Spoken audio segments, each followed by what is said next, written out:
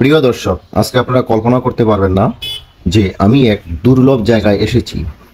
এটি শ্রী শ্রী চৈতন্য মহাপ্রভুর জন্মস্থান। আজকে এই স্থানটি আপনাদেরকে ঘুরে দেখাবো।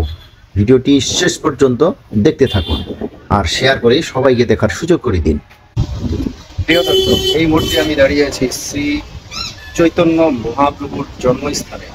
আমার পরম সৌভাগ্য, আমি এই স্থান পর্যন্ত আসতে পেরেছি।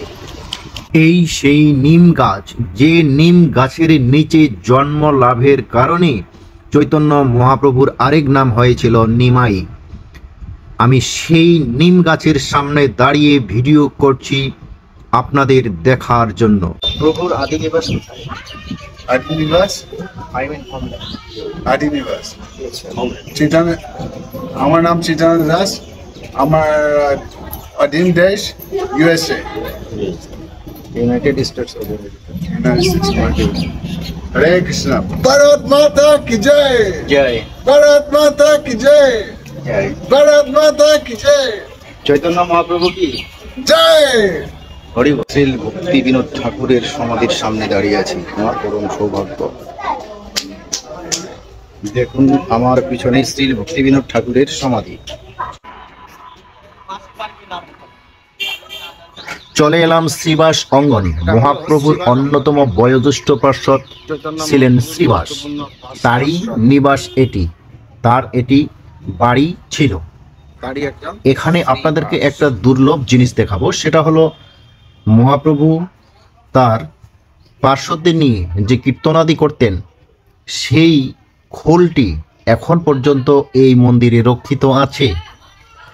সেই রক্ষিত খোল এই মন্দিরে রেখে এখনো পূজার্চনা করা হয়, যেটা আপনারা আমার এখনকার এই ছবিতে দেখতে পাচ্ছেন।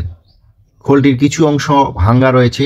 সনাতন ধর্মাবলম্বীদের জন্য এটি একটি অত্যন্ত দুর্লভ জিনিস।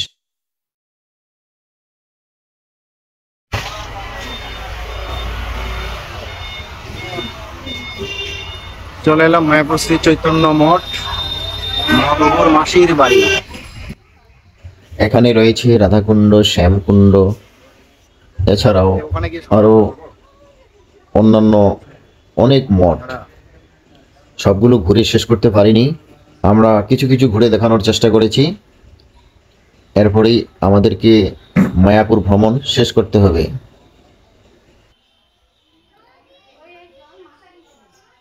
এবার বিদায় নেওয়ার পালা। পুনরায় গঙ্গা পার হয়ে আমরা নবদ্বীপের দিকে যাব। সেখানে কিছু মঠ মন্দির রয়েছে, এগুলো ভ্রমণ শেষ করে রাতেই কলকাতার দিকে চলে যাব। বিদায় মায়াপুর।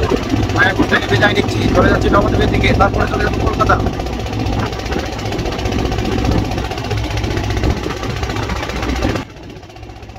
ভিডিওটি ভালো লাগলে সবার সাথে শেয়ার করবেন, লাইক করবেন, কমেন্ট করে মতামত জানাবেন।